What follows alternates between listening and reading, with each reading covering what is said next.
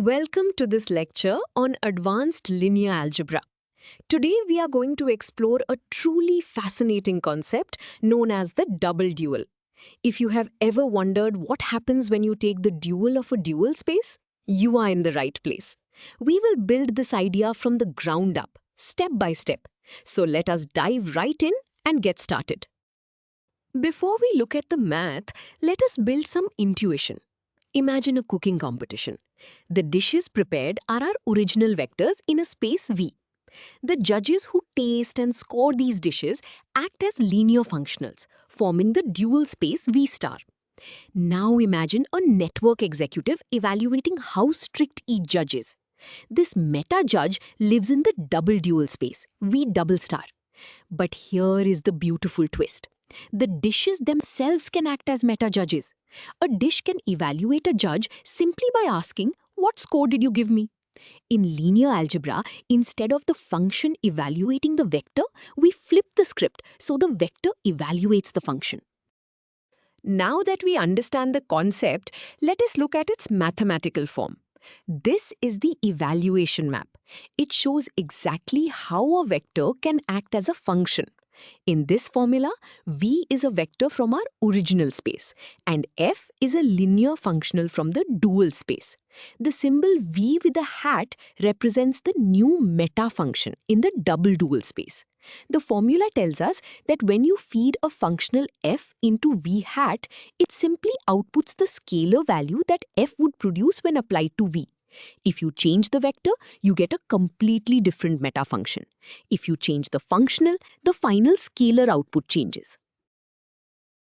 Before we move on to any proofs, let us see this formula in action with a concrete example.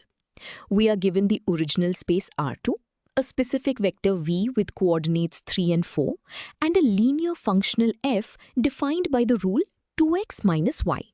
We want to find the numerical value of the double dual element V hat when applied to f. To do this, we start with the core definition of the evaluation map. Applying V hat to f is mathematically identical to applying f to the original vector V. This allows us to bypass constructing the entire double dual space. Continuing with our calculation, we now substitute our specific vector into the functional. We replace the abstract V with the coordinates 3 and 4. Now, we apply the given mathematical rule for our functional, which tells us to multiply the first coordinate by 2 and subtract the second coordinate. Plugging in 3 for x and 4 for y, we get 2 times 3 minus 4.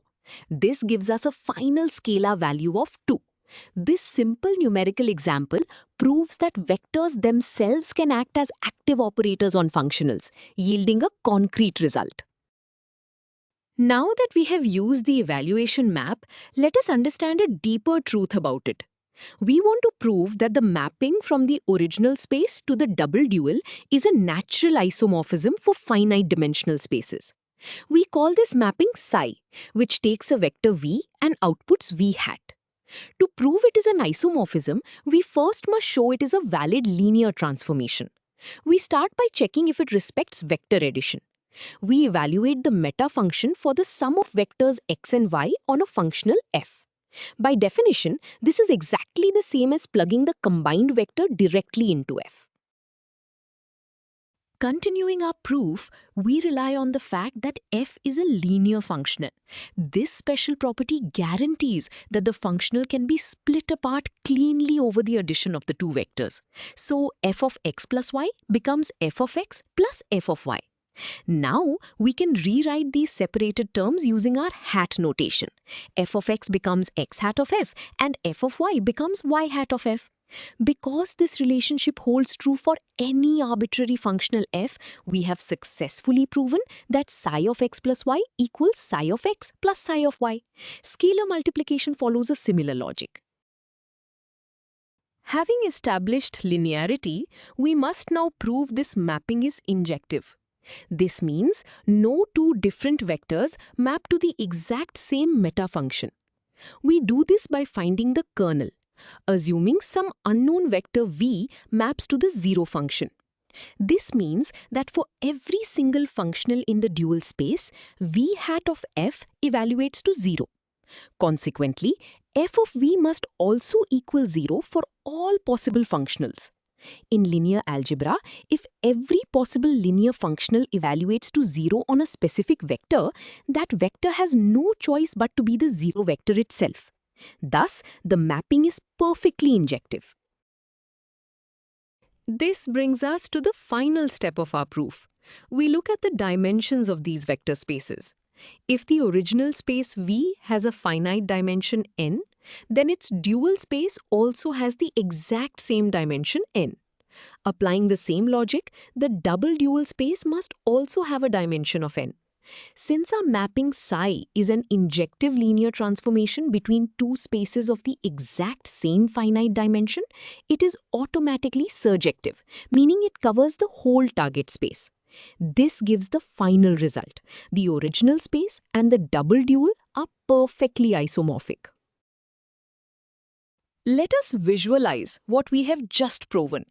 On the screen, you see three spaces: the original space V on the left, the dual space V star in the middle, and the double dual space V double star on the right. The arrows show how a vector V and a meta function V hat both interact with the functional f to produce a scalar. But the most important part is the bold arrow at the bottom. It represents the natural isomorphism we just derived, showing how we can map a vector directly to its corresponding double dual element, completely bypassing the intermediate dual space without losing any structural information. Now that we understand the isomorphism, let us explore how it affects coordinate systems, specifically the basis vectors. Suppose our original vector space V has a basis B. Its dual space will naturally have a corresponding dual basis, which we call B star. Following this chain, the double dual space will also have its own basis, B double star. The question we want to answer is, how exactly does this double dual basis relate to our original basis? Because of the natural isomorphism, we suspect they are intimately connected. To find this relationship, we need the mathematical definition of a dual basis. This formula shows exactly how a basis vector in the double dual space, Fi, behaves when applied to a basis vector in the dual space, Fj. The output is the Kronecker delta, represented by the symbol delta ij. This is a mathematical shorthand. It equals 1 when the indices I and j match, and it equals 0 when they do not. This perfectly mirrored property is the standard requirement for any dual basis. We will use this strict requirement to find the elements of the double dual basis. Let us see how this definition plays out by testing our natural evaluation map. We want to see if the hatted versions of our original basis vectors can serve as the double dual basis. We start by applying the double dual element Vi hat to the dual basis functional Fj. By the fundamental definition of the double dual, this operation flips the relationship around. It is mathematically equivalent to applying the functional Fj directly to the original vector Vi. We are setting up the equation to see what output this produces.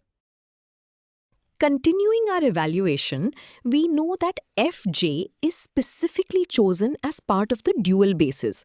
By definition, it perfectly isolates the jth component, outputting 1 if the indices match and 0 otherwise. So Fj of Vi equals the Kronecker delta Ji. Notice that this is exactly the same value as delta Ij. Because our hatted vector produces the exact same output pattern strictly required for the double dual basis Fi, they must be the exact same mathematical function.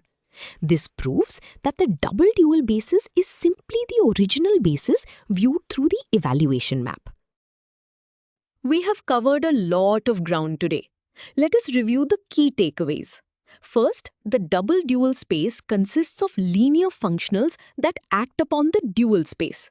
Second, the evaluation map is the bridge that allows original vectors to act as functions themselves.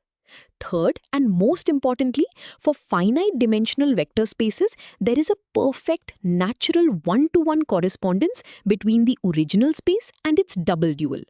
This means we can treat them as essentially the exact same objects. This powerful idea is not just abstract math, it is profoundly important in fields like quantum mechanics and signal processing. Great job following along.